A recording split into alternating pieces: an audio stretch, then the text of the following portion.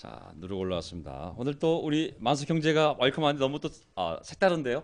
야, 또 색다른데요?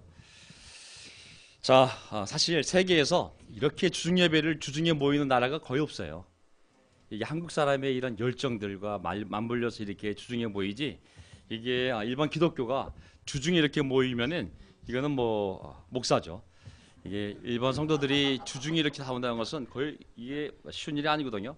한국 사람의 열정과 정말 비나이다라는 어떤 그 신심들이 워낙 강해서 그런지 그러니까 우리나라에서만 가능한 구조가 아닌가 싶어요. 자, 어쨌든지 간에 뭐 전 세계 제자들이야 똑같은 삶을 살겠지만은 어쨌든 이렇게 모이는 게 자연스러운 일이 아니라는 거. 이게 많은 희생과 결정, 하나님 앞에 대한 헌신 이런 것들의 열매로서 우리가 모인다고 생각이 듭니다. 오늘 저는 갓난 사람에게 기쁜 소식을이라는 제목을 가지고 누가복음 4장을 함께 공부하겠습니다.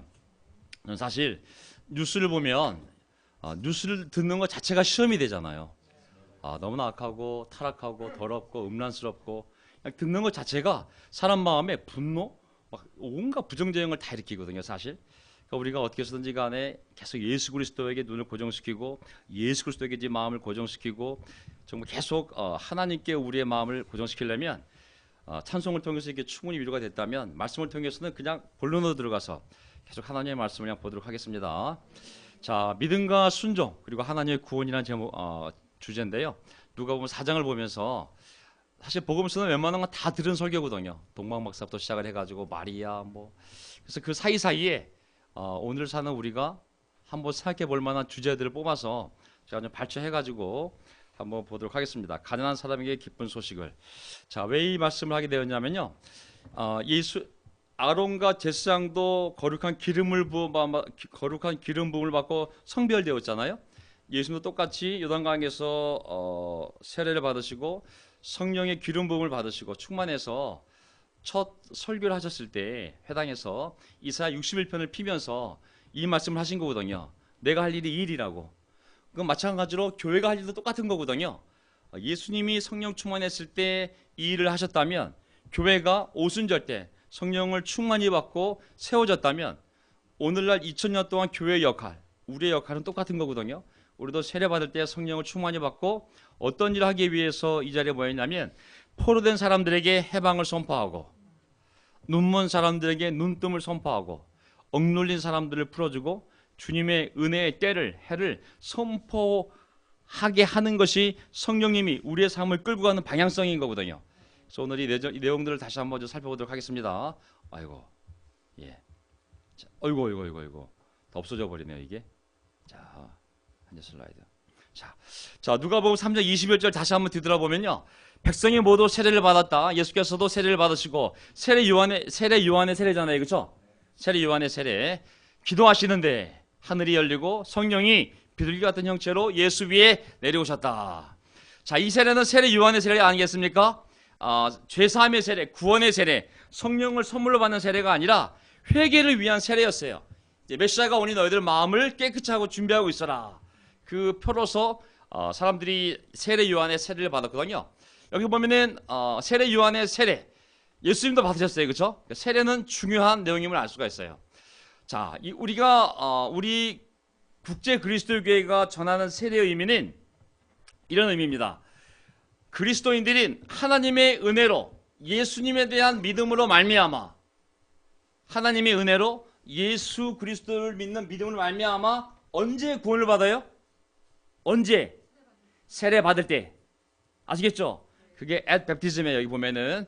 그래서 여러분들이 궁금하면 이 International Church of Christ를 구글에 들어가서 치게 되면 위키 백과사전에 거기에 우리 교회에 대한 교리들이 쫙 올라와 있어요. 한국말로 치면 큰 시험이 안 되는데 영어로 치면 큰 시험이 들 수가 있긴 하지만 위키백과 사전을 보게 되면 우리가 믿는 교리에 대해서 짧게 우리 편에서 정리한 내용이 이거예요. 세례에 대한 논쟁이 하도 많기 때문에 세례는 뭐냐?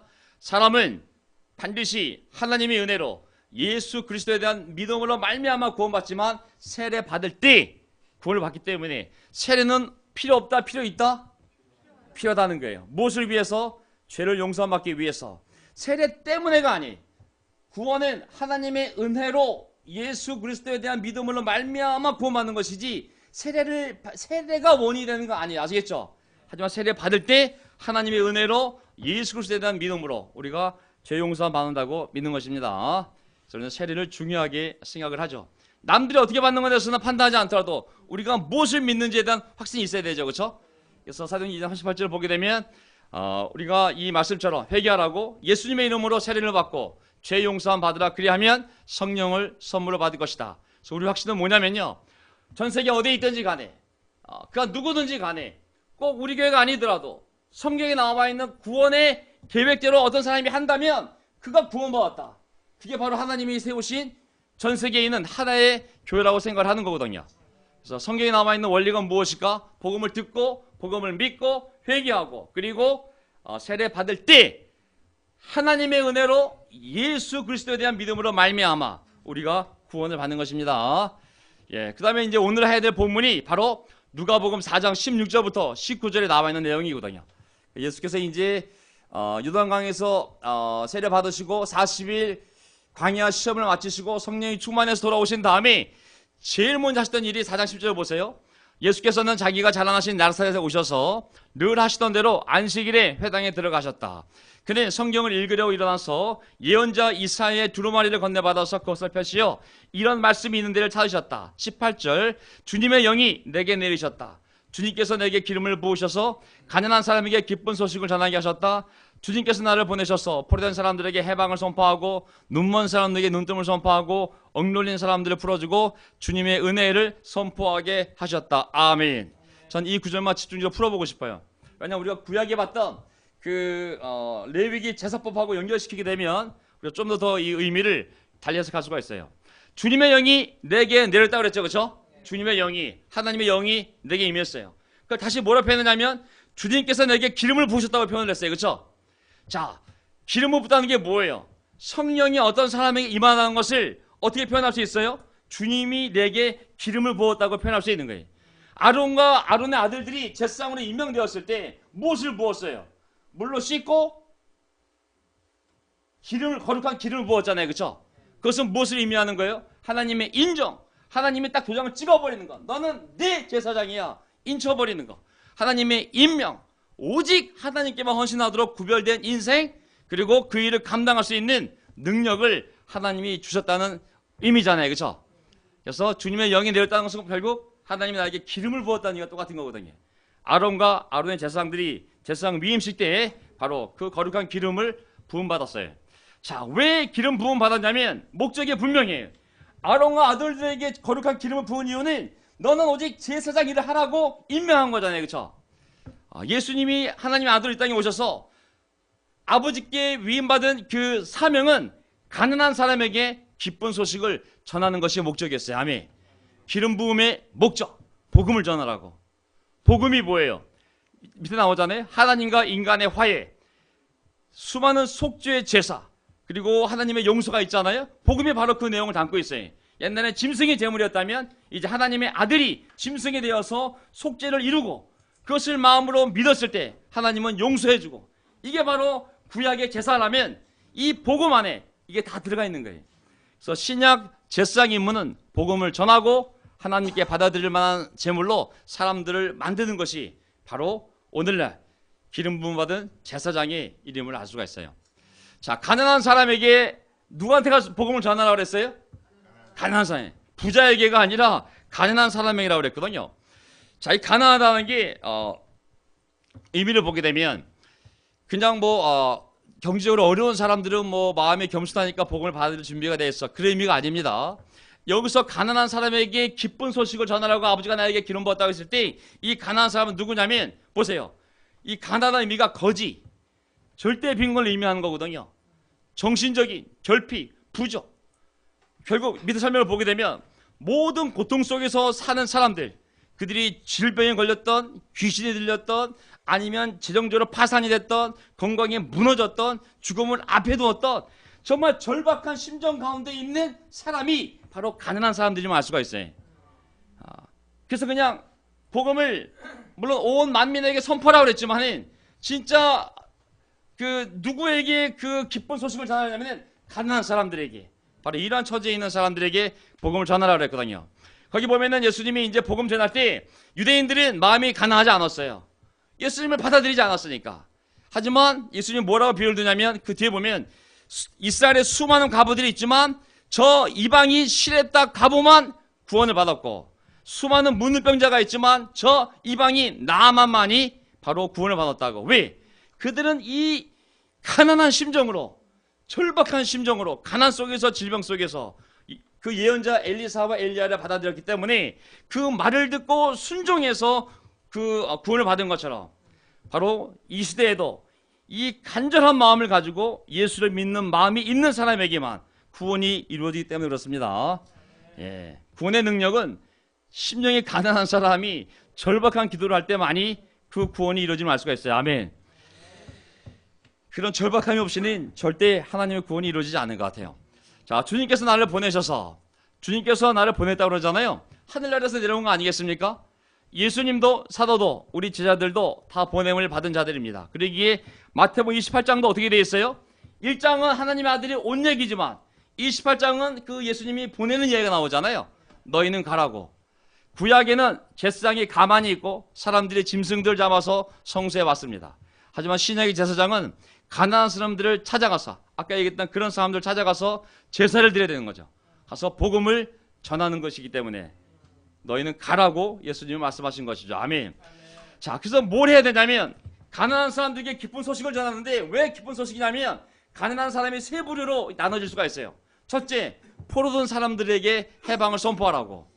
포로된 사람들, 포로란 말이 뭐냐면 전쟁 통해서 포로가 되었거나 아니면 감옥에 갇힌 사람을, 포로나 죄수를 얘기하는 거거든요. 그러니까 남의 나라에 포로로 끌려다 생각해 보세요. 얼마나 비참하고 힘들겠어요. 또 감옥에 가족이가 떨어져서 그 추운 감옥에 갇혔다 생각해 보세요.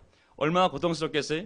그들을 다시 고국으로 돌려보내는 거, 가족의 품으로 그 감옥에서 빼내어서 돈을 다 갚아주고 그 죄수를 다시 가족의 품으로 돌려주는 거, 이게 바로 해방의 의미인 거거든요. 그를 자유롭게 해주고 그가 지은 빚을 다 갚아주고 그리고 용서받게 해주고 완전히 자유인으로 풀어주는 거, 이게 바로 포로된 사람들을 자유롭게 하는 의미인 거거든요. 자, 누가복음 4장 같은 밑에 내려가 보면 예수님의 첫 번째 한 기적이 뭐냐면 바로 귀신한테 사로잡혀서 평생을 귀신에 사로잡혀서 고통당하고 있는 그 사람을 풀어주는 이야기가 첫 번째 기사거리로 나오거든요. 왜? 나오잖아요. 포로된 사람에게 해방을 선포하고 실제로 그 일이 일어나는 것을 보여주는 거거든요. 4장 33절 보게 되면 그때 회당에 악한 귀신의 영이 들린 사람이 하나 있었는데 그가 큰 소리로 이렇게 외쳤다. 아, 나사렛 예수님, 왜 우리를 간섭하십니까? 우리를 없애려고 오셨습니까? 나는 당신이 누구인지 압니다. 하나님께서 보내신 거룩한 분입니다. 35절, 예수께서 그를 꾸짖어 말씀하셨다. 입을 닥치고, 세게 나가셨어요. 입 닥치고 그 사람에게서 나가라.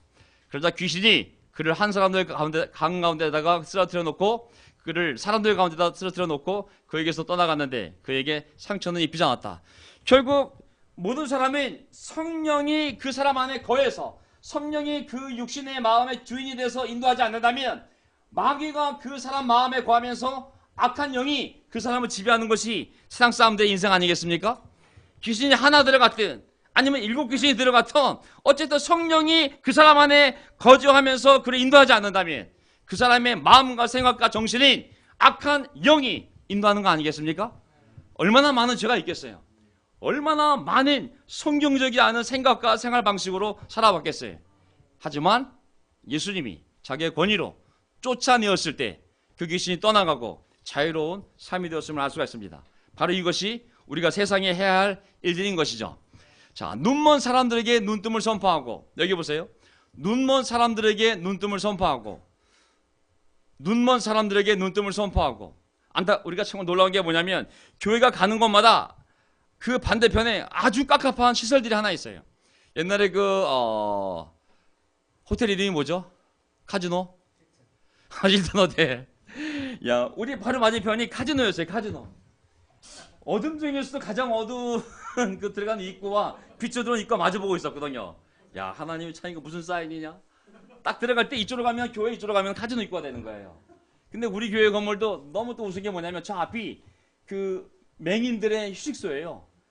이 건물 바로 앞에 남산 쉼터가 있는데 그게 우리 맹인 되신 분들 뭐라고 하지 한국말로? 아니 맹인하면 안 쓰잖아요. 요즘 석용인하면 안 쓰잖아요. 시각 장애인들 거기 수십 명 모여 있거든요. 그래서 여기 낮에 오면 땅 사람만 움직이면 땅 소리가 나가지고 정상적인 사람에서 근무를 못해요. 소리가 계속 안 보이기 때문에 소리로만 계속 차 지나가도 땡, 뭐 사람 지나가도 땡, 땡. 어떤 사람이 이따 나갔대. 너무 시끄러워가지고. 어떤 사람들이 그만큼 답답한 인생이 어쨌든지 간에 눈먼 인생이라는 거예요. 눈이 멀었다는 것은 보통 답답한 게 아니에요. 이게 사실은. 사람이 영적으로 진리를 모르고 하나님을 모른다는 것은 이게 보통 답답한 인생이 아닌 거예요. 이게. 부지간해도 답답하고 부자적에도 답답하고 부모님하고도 답답하고 이게 인생이라는 것이 이게 영적으로 이게 해석한다면 보통 이게 고통스러운 삶이 아닌 거거든요. 여기 보면 자, 눈 멀었단 말이 뭐냐면 두 가지 의미가 있는 거예요. 하나는 연기를 품게 되면 연기 때문에 앞이 안 보이잖아요. 그런 의미가 눈 멀었다는 의미라고. 또 하나는 자기 기만으로 부풀다. 사람이 교만해지면 자기가 안 보이잖아요. 신이 있는데 자기가 너무 자신과 생각이 많아지면 이 생각이 가려져서 하나님이 안 보이잖아요. 왜 하나님 존재가 안 보이잖아요. 교만해지면. 그런 사람들에게 눈뜸을 선포한다는 거거든요. 그래서 성경에 보면 육체적인 소경들을 또한 예수님이 눈을 떠주기도 하고 또 영적으로 진리를 보지 못한 자들을 하나님도 보게 해주지 않습니까? 어쨌든지 간에 눈이 멀었다는 것은 육적으로 보면 가장 고통스러운 삶 중에 하나지만 인간이 어둠 속에서 예수의 빛을 모르고 진리의 빛을 모르고 선천적으로 정말 하나님을 알지 못하거나 하나님을 알았다가 다시 세상적인 것이 들어와서 눈이 멀어졌을 때 보통 고통스러운 삶을 사는 거 아닌 거거든요. 고린도서 4장 3절 보세요. 고린도 후서 4장 3절. 우리의 복음이 가려 있다면 그것은 멸망하는 자들에게 가려 있는 것입니다. 이 천으로 가린 게 뭐예요? 신부 얼굴 가리는 게 베일이잖아요. 커튼. 저 커튼 때문에 아무것도 안 보이는 것처럼 어떤 멸망한 사람들에게는 복음 자체가 들리지도 않고 보이지도 않고 이해되지도 않는 거거든요. 완전히 천으로 안막천으로 가려있듯이 가려져 있는 거거든요. 왜? 멸망할 자들이기 때문에. 그들의 경우를 두고 말하면 이 세상의 신이 믿지 않는 자들의 마음을 어둡게 하여서 블라인디. 이 세상의 신이 마귀잖아요. 그렇죠? 마귀가 사람의 마음을 딱 정말 뭘 치는 거예요. 연막 같은 걸 쳐가지고 하나님의 형상이신 그리스도의 영광을 선포하는 복음의 빛을 보지 못하게 한 것입니다. 그러니까 사람이 이게 정말 하나님이 그 사람의 악함을 보고 멸망시키러 내버려둔 사람은 이미 매일 천이 가려졌기 때문에 볼 수가 없어요. 그냥 양심에 낙인 찍힌 것처럼 이게 타면 느끼지 않는 것처럼 어떤 양심들은 이미 죽은 양심들이거든요. 또 어떤 경우는 세상의 신이 믿지 않는 자들의 마음을 계속 보지 못하도록 계속 연막 같은 걸 쳐버리게 되면 안 보이게 되거든요. 대표적인 게 뭐냐면 세상에 대한 사랑이에요. 요한일서 2장 15절 보게 되면 여러분은 세상이나 세상에 있는 것들을 사랑하지 마십시오. 누가 세상을 사랑하면 그 사람 속에는 하늘아버지에 대한 사랑이 없습니다. 세상에 있는 모든 것, 육체의 욕망, 눈의 욕망, 살림살이에 대한 자랑은 모두 하늘아버지에게서 온 것이 아니라 세상에 온 것이기 때문입니다. 우리가 구원을 받고 눈이 깨끗해졌어요. 소경이었는데 우리 영혼이 살아났어. 영적 눈이 딱 떠졌어. 모든 걸 영적으로 볼 수 있는 시야가 생겼어요. 하지만 이 다시 생긴 시야도 다시 세상적인 것이 들어오기 시작하면 많은 죄들, 욕망, 탐욕 이런 거 들어오게 되면 다시 이것이 막혀서 다시 영적인 진리가 안 보이는 거거든요. 그러니까 세상을 사랑하면 뭐가 무섭냐면 우리의 영적 시각을 잃어버리게 돼. 나중에 교회 안에 있어도 영적인 시각을 잃어버리게 되면 가장 갑갑한 인생을 살 수 있는 게 바로 영적인 시각을 잃어버린 교회 안에 있는 신자들이 될 수가 있는 것이죠. 우리가 정신을 바짝 차리고 오늘 강수만 형제 어떻게 잘 보였어요? 백내장 수술? 아멘. 때는 우리가 영적으로도 백내장 수술을 받을 필요가 있습니다. 이게 오래 살면 눈이 두꺼워져가지고 망막이 그렇죠? 이게 뿌얘지면서 안 보이는 거잖아요, 그렇죠? 영적으로도 마찬가지거든요. 저도 마찬가지고 세상에 많은 것들이 들어오기 시작하면 우리 역시 영적인 진리를 보는 눈이 둔해지고 자꾸 세상적인 것이 더 잘 보이는 일이 생길 수가 있거든요. 그래서 마지막으로 억누린 사람들을 풀어주라고. 억누린 사람. 트라우마. 여기 보면은 억누린 사람 표현이 뭐냐면 완전히 부서진이에요. 부서진. 이게 정치적으로 이렇게 탄압받는 의미가 아니라 완전히 상처가 보통 심한 상처가 아닌 거죠. 여기 보면 끝났네. 자, 결론 들어가겠습니다. 완전히 가만히 있어라, 야. 그래. 완전히 가루가 되도록 부수다는 의미거든요, 이게. 그 사람의 인격, 존재, 마음, 정신, 신앙, 관계, 희망이 완전히 부서진 사람들. 사실 그것은 여러 종류의 사람들이 있거든요. 정말 뭐 죄로 대부분이 본질적으로는 죄로 인해서지만 정말 잘못된 교회 들어가서 완전히 신앙이 무너진 사람, 관계가 완전히 무너진 사람, 삶에 대한 희망이 완전히 깨진 사람, 인격 자체가 완전히 무너진 사람, 존재 자체가 완전히 부서진 사람들이 있어요. 저도 이게 오기 전에 거의 이 정도 수준이었어요. 물론 겉으로야 신앙이 은혜원으로서 또 멀쩡한 삶을 살았지만 내 내면 세계를 보면 완전히 가루가 돼도 부서진 인생들이 있어요. 그게 전 저의 삶이었다고 생각을 해요. 그런 사람들을 풀어주는 것이 바로 복음인 것이거든요. 그래서 결국은 뭐예요? 주님의 은혜의 해를 선포하는 거거든요. 주님의 은혜의 해를. 주블리 50년마다 한번 돌아오잖아요. 그렇죠?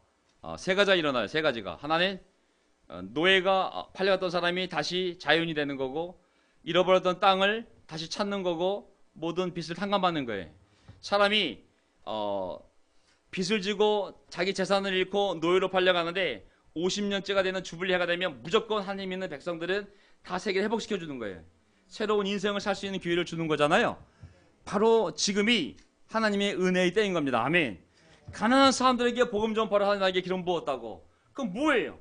바로 주님의 은혜인 거예요. 이 세 가지. 정말 이 포로된 사람들에게 해방을, 눈먼 사람들에게 눈뜸을, 억눌린 사람들을 풀어주고, 포로되고 눈멀고 엇멀린 사람들 중에 마음이 가난해진 사람들이 있어요. 정말 뭐라도 붙잡으려는 그런 사람들에게 복음이 전파가 되게 되면 사람들은 바로 그걸 붙잡고 해방을 당하고 눈뜸을 얻게 되고, 그리고 억눌림에서 자유로워져서 하나님의 은혜를 만끽하게 되잖아요. 지금이 바로 그 은혜의 때임을 기억하시기 바랍니다. 아멘.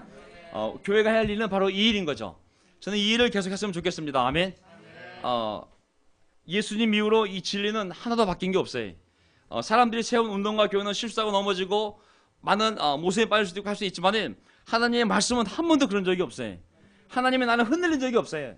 인간이 세운 교회가 넘어지고 흔들리고 길을 잃지, 그리스도가 세운 하나님의 나라는 절대로 흔들리지 않는 나라라고 그랬거든요. 우리도 그 나라를 믿고 그 나라의 왕이신 하나님을 믿고 예수님을 믿고 계속 포로된 사람들에게 해방을 선포하고, 눈먼 사람들에게 눈뜸을 선포하고, 억눌린 사람들을 풀어주고 주님의 은혜를 선포하는 일을 해나갈 수 있도록 성령님이 우리와 함께 하실 줄 믿습니다. 아멘. 그 일을 할 수 있도록 성령님이 필요한 모든 것을 우리 삶에 공급해 줄 줄 믿습니다. 아멘.